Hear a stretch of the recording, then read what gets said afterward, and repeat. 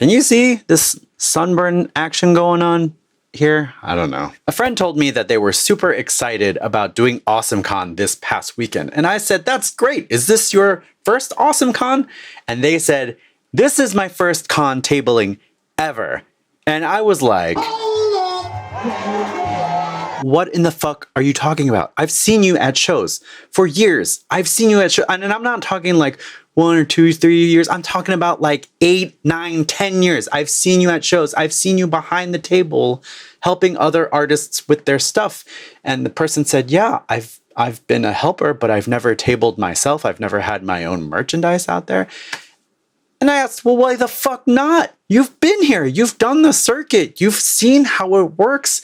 Why haven't you put your stuff out for sale? And they told me, I never thought my stuff was good enough. And I looked at them dumbfounded. And I said, what else in the fuck are you talking about? You are a professional designer. People pay you cash money for your work. What the fuck are you talking about? Your stuff isn't good enough. I guess if you couldn't tell, my toxic trait is, let's say, enthusiastic encouragement. But this made me mad. There are so many external obstacles in this life that put up walls that prevent you from doing the thing that you love most. The worst one is the person that you see in the mirror. And it's very difficult for us as artists to get around that. But we cannot let ourselves be another barrier to showing our work, to getting our work out there. There are only 3 legitimate reasons in this dojo for you to not do the convention that you want to table at. Reason number 1, you apply and you don't get accepted. This one's pretty straightforward. You can't go to the show, you're not on the playing field. It can be a little disheartening. Some shows like Small Press Expo have a straight up lottery system. So they pick people at random from a pool of whoever applies. I love that system.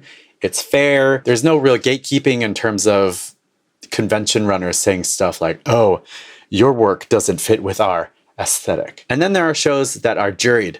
And it's hard to not take it personally when you don't get into one of those shows. I used to apply to TCAF, which is a comic convention in Toronto, because a bunch of my friends would go and tell me all the great things that they did and all the great people that they met, and the sales were great. So I was like, this is a place I want to go to. So I would apply and I get rejected and apply and get rejected and apply and rejected. And after like 3 or 4 years, it starts to feel a little personal, and you can't take it personally. You don't know why you didn't get accepted. They never tell you why.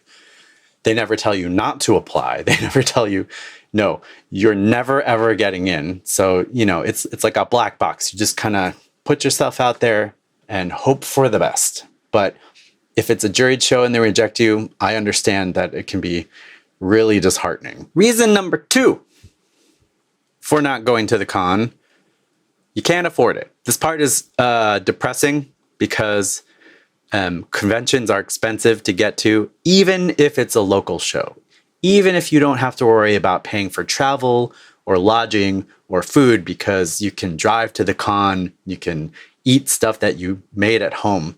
Even then, it takes quite a lot of money to get to a convention, because there's the table fee, there's some cons charge an entrance fee, even if you're tabling at the artist alley. And then you have to worry about making merchandise. And that costs money, and that costs time. And time is money, especially if you're not a full-time artist and this is the only thing that you do. Conventions can cost a lot of money even before you set foot on the convention floor. And that's really depressing. And if that is the part that is holding you back, that's a perfectly valid excuse, especially if you don't live in an area where there are a lot of conventions. We're lucky here in the DMV that we have a whole bunch of stuff coming through: AwesomeCon, Baltimore Comic Con, Otakon, KatsuCon, MagFest, whole bunch of stuff, easily drivable, you know.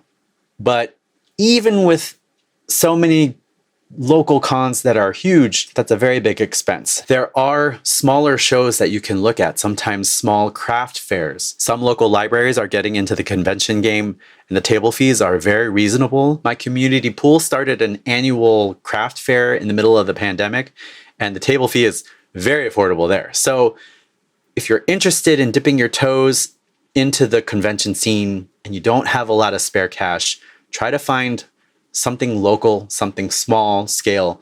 Don't aim for like an Otakon or an AwesomeCon as your first show. Aim a little bit lower. And the third legitimate reason in this dojo to not go to a con is if you're sick. Please don't go to the con when you are sick.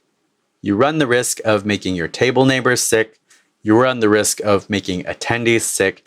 And that hurts them on the backside because when they get home, they have to spend another couple days out of work to recover, to get better. And they already saved up time and money to get to the show. You are not a hero if you go to the con sick. You're being selfish. So just stay home. Don't make other people sick.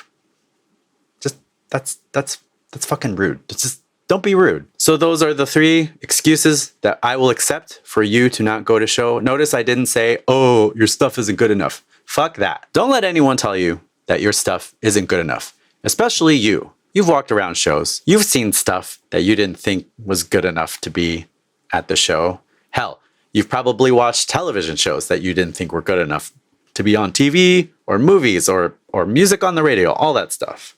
But that is personal taste. That just means that what you're looking for isn't what that person is providing. That person's work is someone else's favorite thing. Someone out there needs to see your stuff.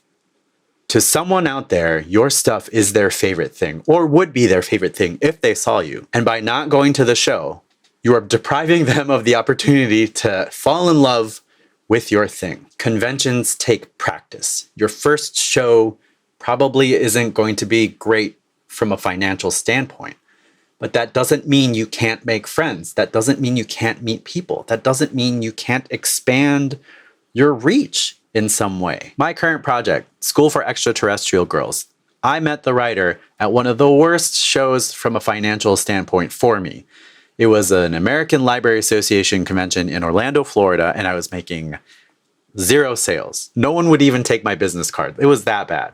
But I got to know Jeremy. I got to know his family. He brought his daughter with him, and she kind of adopted me for the weekend. And we kept in touch. And now we're working on the 3rd volume of our graphic novel series. That would never have happened if I didn't bite the bullet and go to this convention that I'd never gone to and stuck it out at this table. You owe it to yourself to get out there. More shows are going to probably pop up like they were before everything shut down. Things are opening back up and people are getting ambitious again. So more shows are popping up. You have to be careful. Maybe don't fly to a show in its first year. That could be a dangerous adventure for you. But if there's a show that's local and it's the first year that they're doing and you can afford to go, maybe check it out. I just don't want people to stop themselves from doing the thing. You know, do it scared, do it worried. You got to start somewhere. If you wait to when you feel ready, you're never going to do it because you're never going to feel ready. So if you need someone to yell at you to convince you to go to the show, play back the first part of this one because I will be there for you to tell you that there are only 3 excuses for you not to do the show. Everything else, I'm not ready, I'm scared, my stuff isn't good enough. Those are fine feelings to feel. But they shouldn't stop you from doing the show. Do the show scared. Do the show worried. Do the show when you're still on your journey to becoming a better artist. Just do the show. Get out there. Show your stuff to people. You will get better. And my friend had a great AwesomeCon because of course they did. They sold a bunch of merch. They made some new friends. They expanded their network. Someone who bought their thing messaged them later saying, hey, that thing you made, I have it with me at my desk at work. And every time I look at it, it makes me smile.